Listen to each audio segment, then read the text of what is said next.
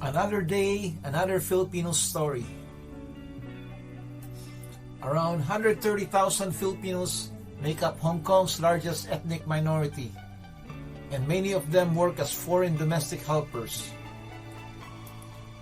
The majority of Filipinos in Hong Kong reside in the Eastern District, where they make up 14,596 people, or 3.24% of the district's total population.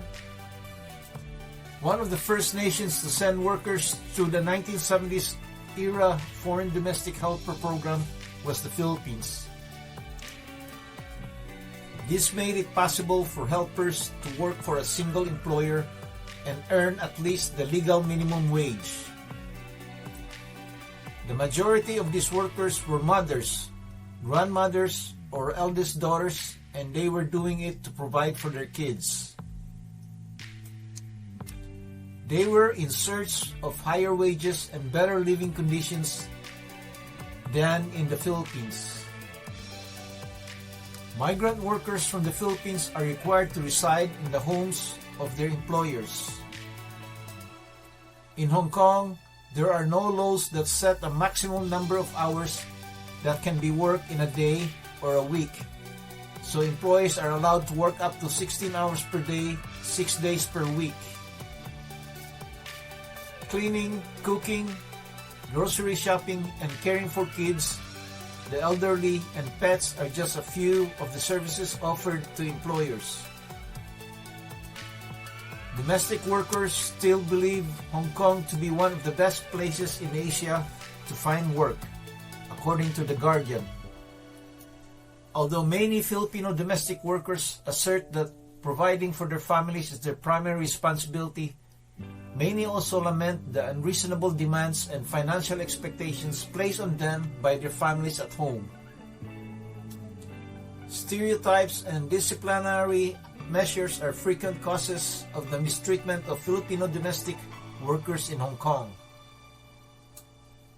Filipino workers are frequently stereotyped as being unreliable, uncommitted, demanding, and only in it for the money by Hong Kong natives.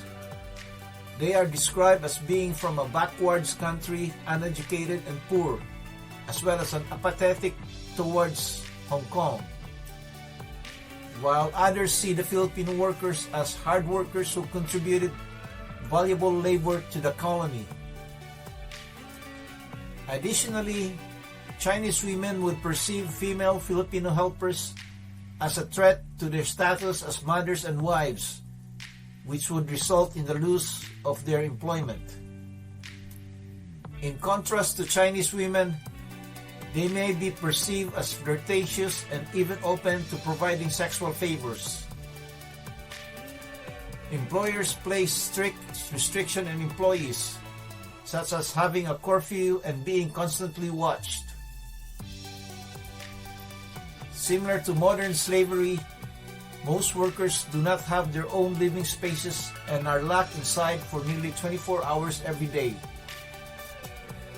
Despite the fact that Hong Kong has not yet ratified any treaties, non-governmental organizations have proposed solutions to the abuses of overseas Filipino workers.